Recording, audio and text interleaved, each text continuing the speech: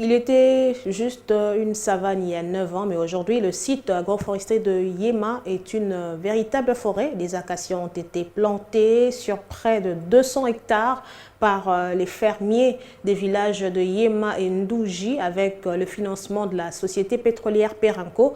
Une cérémonie a été organisée jeudi pour le lancement de la phase de carbonisation de ce projet. Ces fermiers ont produit 200 sacs de braise.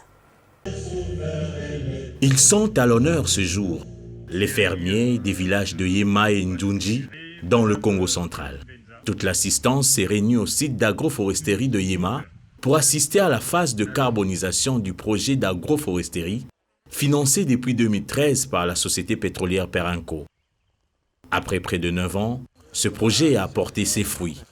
Ces fermiers viennent de produire 200 sacs de braise, ce qui permet aux 20 ménages de ces villages de lutter contre la pauvreté par le développement économique.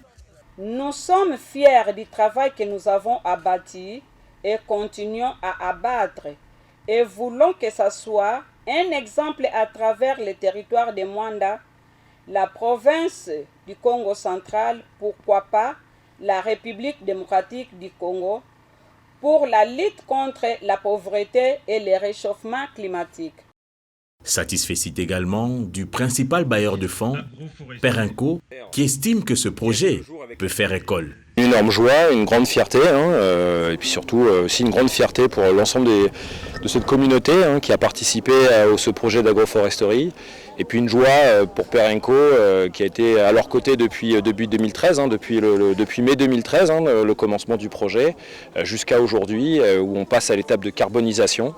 Donc voilà, vraiment une joie de pouvoir présenter cette dernière étape en fait dans ce cycle, dans cette de périple en fait où les communautés ont pu apprendre en fait les différentes techniques agricoles pour planter les arbres, pour faire les pépinières, pour ensuite développer de nouvelles cultures, des bonnes cultures, les bonnes manières en fait techniques agricoles qui permettent d'avoir des meilleurs rendements. Ici, déjà avec la terre initiale, on a le rendement de 15 tonnes par hectare de manioc contre 8 en moyenne, donc c'est quasiment le double. La Palme d'Or revient également au Centre d'appui au développement intégral de Mbakana, partenaire technique du projet. Nous nous félicitons aujourd'hui des efforts fournis par Perenco et les autres parties prenantes pour la mise en place d'une chaîne de valeur de la filière charbon de bois qui va intégrer désormais les consommateurs finaux. La présence des peuplements forestiers réalisés dans les savanes dégradées devrait encore s'imposer. La politique énergétique qui intègre la filière de bois énergie et ses auteurs afin de la formaliser et d'en faire un moteur de développement rural durable tel que Perenco l'exécute est à encourager. Une telle politique devrait, au niveau national, intégrer une composante de gestion durable de bois énergie, tout en assurant le développement d'énergie alternative du bois. Outre l'apport financier aux familles de fermiers, ce projet a également un apport considérable sur le plan environnemental.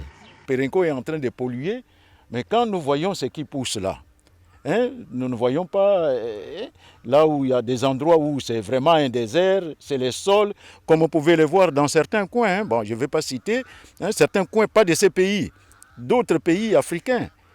Vous survolez, vous ne trouvez rien. Il n'y a aucun arbre, rien du tout. Mais nous, eh bien, nous avons quelque chose, ce qui signifie que le sol est bon, mais il faut l'exploiter correctement. En faisant cette forêt, ils sont en train d'augmenter, j'allais dire, la surface de respiration de la terre.